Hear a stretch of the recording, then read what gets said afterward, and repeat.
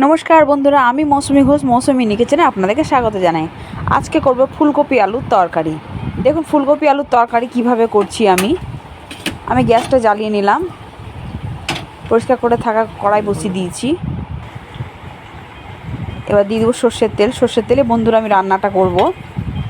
ফুলকপি আগে থেকে কেটে রেখেছি, দুটো বড় সাইজের ফুলকপি। দেখুন বড় বড় করে কেটে নিয়েছি। তেল গরম হয়েছে, ফুলকপিগুলো দিয়ে দিচ্ছি আমি। এক এক করে সব ফুলকপি কটা দিয়ে দেবো। দিয়ে কড়াই ভালো করে নেড়ে চেড়ে নিচ্ছি। দিয়ে দেবো সামান্য পরিমাণের লবণ,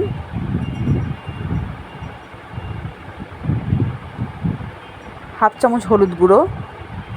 ভালোভাবে নেড়ে চেড়ে নিব। ঢাকা দিয়ে দিয়ে আস্তে আস্তে আমি ফুলকপিটাকে ভেজে নেব। লাল করে ফুলকপিটাকে ভেজে নিতে হবে বন্ধুরা। যত ফুলকপি ভাজবেন তত টেস্ট হবে। দেখুন আমি ঢাকা দিয়ে দিয়ে ভাজছি। দেখুন ফুলকপিটা কত সুন্দর নরম হয়ে গেছে। লবণ দিয়ে ভাজলে বন্ধুরা একটু নরম হয়ে যায়, খেতেও ভালো লাগে। দেখুন ফুলকপিটা ভাজা হয়ে গেছে লাল করে। আমি তুলে নিচ্ছি একটা পাত্রে।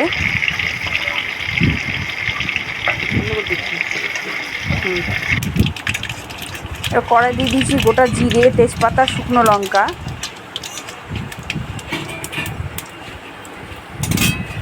ডুমো করে আলু কেটে রেখেছি। এভাবে করে আমি আলুটা দিয়ে দেবো কড়াইয়ে।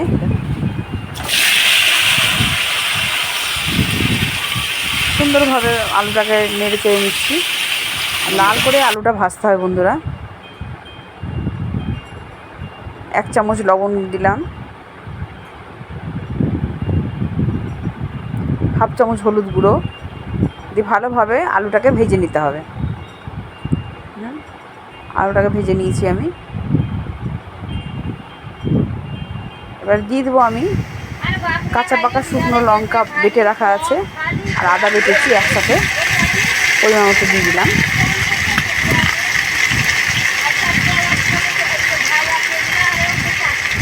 ভালোভাবে নেড়ে নেব।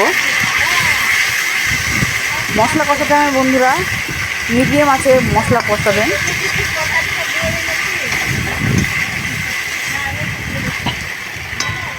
যত মশলা কষাবেন তত টেস্ট হবে। দেখুন এবার কাশ্মীর লঙ্কা গুঁড়ো, ধনে গুঁড়ো, হলুদ গুঁড়ো দিয়ে দিলাম।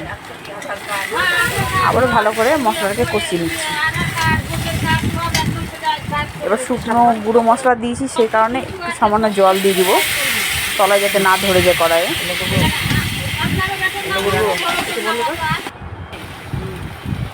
এবার কষানো হয়েছে মশলা, ফুলকপিগুলো দিয়ে দিলাম। ফুলকপি দিয়ে আলতো হাতে ভালোভাবে কষিয়ে নিতে হবে মশলাতে।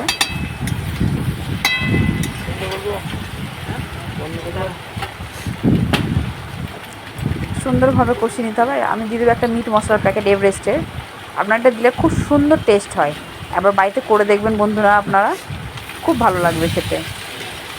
আর বন্ধুরা আমার চ্যানেলটিতে নতুন থাকলে চ্যানেলটিকে সাবস্ক্রাইব করবেন, লাইক করবেন, কমেন্ট করবেন, শেয়ার করবেন।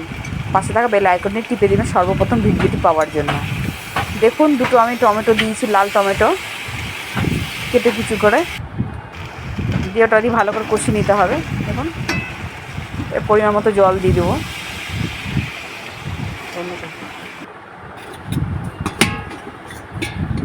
এবার ঢাকা খুলে দেখছি। দেখুন বন্ধুরা